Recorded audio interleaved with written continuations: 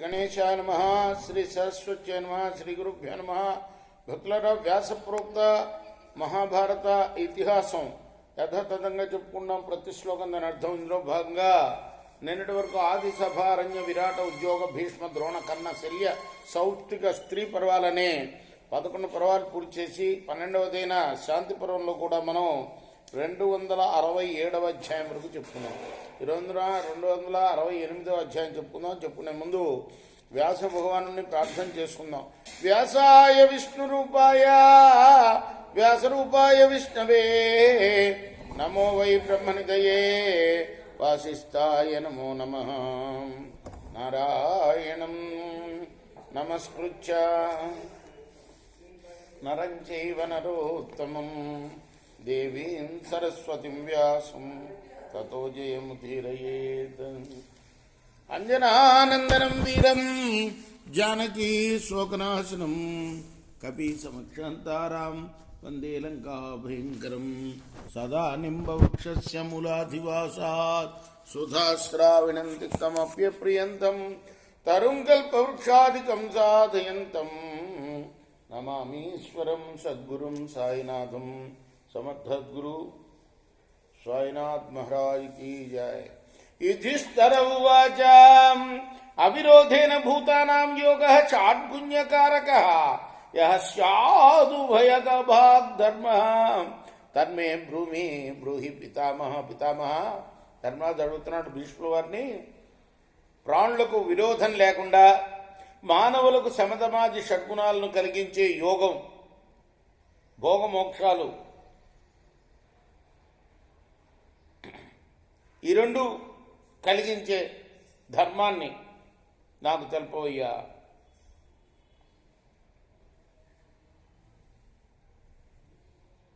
శమధమాది షడ్గుణాలు, శమం, దమం, తితిక్ష, ఉపరతి, శ్రద్ధ, సమాధానం, ఇవి అని కొందరు అంటారు షడ్గుణాలు. కొందరు ఏమంటారంటే ఐశ్వర్యం, జ్ఞానం, యశస్సు, శ్రీ, వైరాగ్యం, అధర్మం అని నీలకంఠ వ్యాఖ్య. గార్హస్థ్యస్య చ ధర్మస్య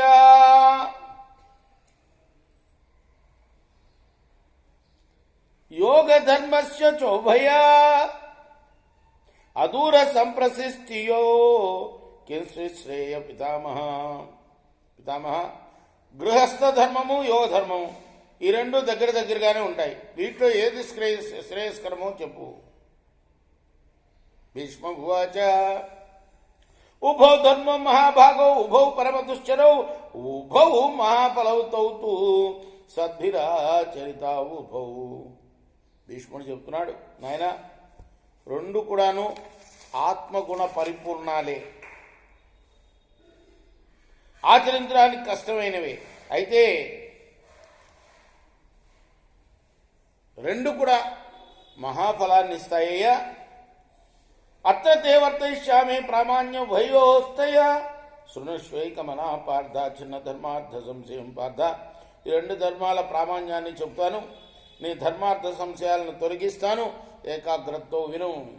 అత్రాప్యుదాహరంతి మేము ఇతిహాసం పురాతనం. దానికి కూడా ఒక ఇతిహాసం చెప్తున్నాడు ఆయన. కపిలస్య గోష్ఠ సంవాదం తన్ని బోధయుధిష్ఠిరా. పూర్వం ఈ విషయంలో కపిల మహర్షికి ఒక గోవుకి జరిగిన సంవాదం చెప్తాను విను. ఆమ్నాయ మనుపశ్చిహ్న పురాణం శాశ్వతం ధ్రువం నహుష పూర్వమాలేభ త్వస్ఫుర్గామతి నశ్రుతం. పూర్వం నహుషుడనే రాజు ఆమ్నాయాన్ని అనుసరించేవాడు. అతడు తన ఇంటికి అతిథిగా వచ్చిన త్వష్ట కోసం గోవును ఆలంబనం చేయబోయాడు. తాం నియుక్తామధీనాత్మ సత్వస్థ సంయమేరత జ్ఞానవాన్ నియతాహార దదర్శ కపిలస్తదా. అప్పుడు ఆ గోవును కపిల మహర్షి చూశాడు. అతడు సాత్వికుడు, చక్కని సంయమం కూడా కలవాడు, జ్ఞానే కాకుండా మితాహారి కూడాను. సబుద్ధిముత్తమాం ప్రాప్త నైష్టికీ మగుతో భయం. సతీమ శిథిలాం సత్యాం వేద ఇత్యద్బ్రవీత్ సకృత్. అతని బుద్ధి కూడా చాలా ఉత్తమమైనది, నిర్భయస్థుడు, స్థిరంగా ఉండేవాడు, సద్భావంతో ఉండేవాడు, ఉత్సాహంతో ఉండేవాడు. అటువంటి బుద్ధితో కపిల మహర్షి హా వేదమా అన్నాడు ఒక్కసారిగా. తాంగాన్ ఋషి స్వామం తాంగాన్ ఋషి సూమరశ్మి ప్రవిశ్యతిమబ్రవీద్ హంహో వేదా యది మతా ధర్మాకేనా పరిమత. అప్పుడు సూమరశ్మి అనే ఒక మహర్షి అక్కడున్న గోవులో ప్రవేశించి కపిలతో అన్నాడు, వేదాలు ప్రమాణమువా అని సందేహం కలిగితే ఇతర ధర్మశాస్త్రాలను ఏ ఆధారంతో ప్రమాణంగా భావిస్తారు అని అడిగాడు. తపస్సునో ధృతిమంత శృతి విజ్ఞాన చక్షుష సర్వమార్షం హిమమ్యంతే వ్యాకృత విదితాత్మన. తపస్సులై ధృతిమంతులై వేద విజ్ఞాన దృష్టి గల ఋషులు వేదం పరమేశ్వరుని నిశ్వాసం అంటే గాలి విడవటాన్ని నిశ్వాసం అంటారు అని భావిస్తారు. తస్యంగత తృష్ణస్య విజ్వరస్వర నిరాశిష కా విక్షిక్ష వివక్షాప్తి వేదేషు నిరారంభస్య. సర్వదా ఆశలు లేవు, తాపం లేదు, కోరికలు లేవు, ప్రయత్నాలు లేవు. అటువంటి పరమేశ్వరుని నిశ్వాసంతో పుట్టిన వేదం గురించి విపరీతంగా ఎందుకు భావిస్తున్నారు? కపిల ఉవాచ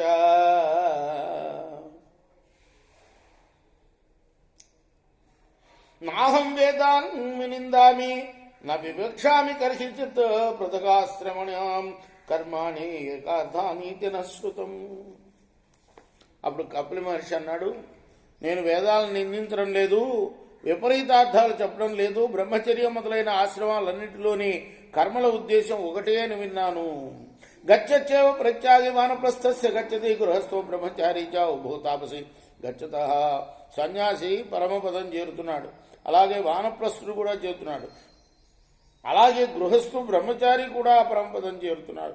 దేవయానాయి సంధాన చత్వార శాశ్వతాంత ఏషాంజాయ కనీయస్వం ఫలే సూక్తం మహా బలాబలం. 4 ఆశ్రమాలు, శాశ్వత దేవయానాలనే చెప్పబడ్డాయి.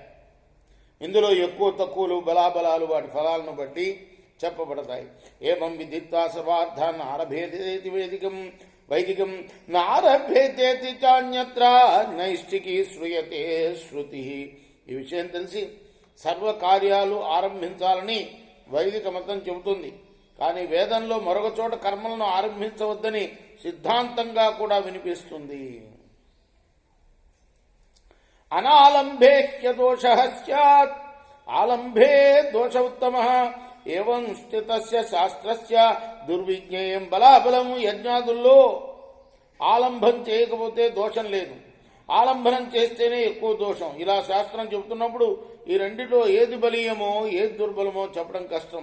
యజ్జత్ర కించిత్ ప్రక్షక్షం అహింసాయా పరమతం ఋతేత్వాగమ శాస్త్రేభ్య బ్రూహితజ్జతి పశ్యసి. వేదాలు ఆగమాలు తప్ప ఇతరత్ర హింసను బోధించే శాస్త్రం యొక్క ఫలం ఏదైనా యుక్తితో గాని ప్రత్యక్షంగా గాని నీవు గమనించావా చెప్పు. శూమరశ్మిరివాచ స్వర్గకామో యజేతేతి సతతం శ్రూయతే శృతి ఫలం ప్రకల్ప్య పూర్వం హి తతో యజ్ఞ ప్రతాయతే. అప్పుడు శూమరశ్మి అన్నాడు, అంటే గోవులో నుండే పలుకుతున్నాడు ఆయన. స్వర్గం కోరుకునేవారు యజ్ఞం చేయాలి అని వేదం ఎప్పుడూ చెబుతూనే ఉంది. మానవుడు మొదట ఫలం సంకల్పించి తర్వాతనే యజ్ఞం ప్రారంభిస్తారు. అజశ్చాశ్వశ్చ మేషశ్చ గౌశ్చ పక్షిగణశ్చయే గ్రామ్యారణ్యం అశ్చౌషధయ ప్రాణస్యాన్నం ఇది శృతి. గొర్రె, గుర్రం, మేక, గోవు, పక్షులు గ్రామాల్లోని అరణ్యాల్లోని ఓషధులు, సస్యాలు ప్రాణానికి అన్నం అని శృతి చెబుతుంది. తథైవాన్నం యహరః సాయం ప్రాతర్ నిరూప్యతే పశువశ్చాధాన్యం యజ్ఞస్యాంగమతి శృతి. ప్రతిరోజు పొద్దుట సాయంకాలం ప్రాణానికి ఆహారంగా అన్నం చెప్పబడింది. పశువులు ధాన్యం యజ్ఞానికి అంగం అని కూడా వేదం చెబుతుంది. ఏతాని సహయజ్ఞేన ప్రజాపతిరకల్పయత్ తేన ప్రజాపతిర్దేవాన్ యజ్ఞేన యజత ప్రభు. వీటినన్నిటికీ ప్రజాపతి యజ్ఞంలో వీటినన్నింటినీ ప్రజాపతి యజ్ఞంతో పాటు సృష్టించాడు. ఆ ప్రజాపతి దేవతల చేత ఈ సామాగ్రితో యజ్ఞాలు చేయించాడు. తదన్యోన్యవరాః సర్వే ప్రాణినః సప్త సప్తధా యజ్ఞేషూపాకృతం విశ్వం ప్రాహురుత్తమ సంగీతం. 7 విధాలుగా చెప్పబడిన ఈ గ్రామ్య ప్రాణులు, అరణ్య ప్రాణులు ఒకదానికంటే మరొకటి శ్రేష్టాలు. గొర్రె కన్నా గుర్రం, గుర్రం కన్నా మేక, మేక కన్నా గోవు, గోవు కన్నా పక్షులు శ్రేష్టం అన్నమాట. వీటిలో ఉత్తముడైన పురుషుడు కూడా యజ్ఞానికే ఉద్దేశింపబడ్డాడు. ఏతచ్చైవాభ్యనుజ్ఞాతాత్ పూర్వతరైస్తదా కో జాతు నవిచిన్వీత విద్వాస్యాం శక్తిమాత్మన. పూర్వులందరూ కూడా వీటినన్నింటినీ యజ్ఞాంగాలుగానే చెప్పారు. అంచేత పండితుడు ఎవడైనా తన శక్తికి అనుగుణమైన దాన్ని తప్పక ఎంచుకుంటాడు. పశవశ్చ మనుష్యాశ్చ ద్రుమశ్చౌషధిభి సహ స్వర్గమేవాభికాంక్షంతే నచ స్వర్గస్తతో మఖాత్. మనుషులు, పశువులు, వృక్షాలు, ఓషధులు అన్నీ స్వర్గాన్ని కోరుతున్నాయి. యజ్ఞంతో కాక మరొక దానితో స్వర్గం లభించదు.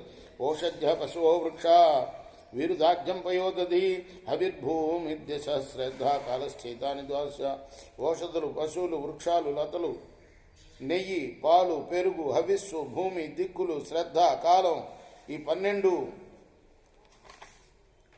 రుచో యజోం శ్రీ సామాన్య యజమాన షోడశ అగ్నిజ్ఞయో బృహపతి సప్తదశ ఉచ్యతే. రుక్కులు, యజస్సులు, సామలు, యజమాని, గార్హ్య పశ్చాగ్ని ఇవన్నీ కూడా అంగాన్యేతాడు. యజ్ఞస యజ్ఞో మూలపతి శృతి అధ్యయన పైసా తద్రా సకృతామిక్షయ త్వజా బాలై శృంగేన పాదేన సంభవచ్చేవ గౌర్మగం ఏవం ప్రత్యేక సర్వం యజ్ఞదస్య విధీయతే. ఈ 17 యజ్ఞానికి అంగాలు. ప్రపంచమందరికీ యజ్ఞం మూలమని వేదం చెబుతుంది. నెయ్యి, పాలు, పెరుగు, గోమయం, చర్మం, తోకలు, కొమ్మలు, పాదాలు, వీటితో గోవు యజ్ఞాన్ని సంపన్నం చేస్తుంది. యజ్ఞానికి విధించబడినవన్నీ ప్రత్యేకంగా ఇలా సంపాదించుకోవాలి. యజ్ఞం వహంతి సంభూయ దక్షిణై సంహృత్యైతాని సర్వాణి యజ్ఞం నిర్వర్తయంచుత. దక్షిణలతో కూడి ఋత్విక్కులు యజ్ఞాన్ని నిర్వహిస్తారు. ఈ వస్తువులన్నింటినీ సమకూర్చుకుని యజమానుడు యజ్ఞం నిర్వర్తిస్తాడు. యజ్ఞార్థాని సృష్టాని యథార్థా శ్రూయతే శృతి ఏవం పురోత్తరా సర్వే ప్రవృత్తాశ్చైవ మానవా. ఈ వస్తువులు యజ్ఞం కోసం సృష్టించబడ్డాయని శృతి చెప్పిన మాటలు యథార్థాలే. పూర్వులందరూ కూడా ఇలానే యజ్ఞాలు నిర్వర్తించారు. నా హినస్తి నారవతే నా విదృహ్యత కించన యజ్ఞం యష్టస్య ఇచ్చేవా యో యజత్ సఫలేప్సయ. నిష్కామంగా తన కర్తవ్యంగా భావించి యజ్ఞం చేయాలి. అలా చేసేవాడు ఎవరిని హింసించినట్లు కాదు, ఎవరికి ద్రోహం చేసినట్లు కాదు, అహంకారంతో చేసినట్లు కాదు. యజ్ఞాంగాన్యపి చైతాని యజ్ఞోక్తాన్యనుపూర్వశ విధినా విధియుక్తాని ధారయంతి పరస్పరం. యజ్ఞ విధానంలో వరుసగా చెప్పబడిన యజ్ఞాంగాలన్నీ యథావిధిగా ప్రయోగిస్తే పరస్పరం ఉపకరించుకుని సమగ్ర ఫలమిస్తాయి. ఆమ్నాయమార్షం పశ్యామి యస్మిన్ వేదా ప్రతిష్ఠిత తం విద్వాంసో అనుపశ్యంతి బ్రాహ్మణస్యానుదర్శనాత్. ఆమ్నాయం సంప్రదాయం, ధర్మశాస్త్రం, ఋషులు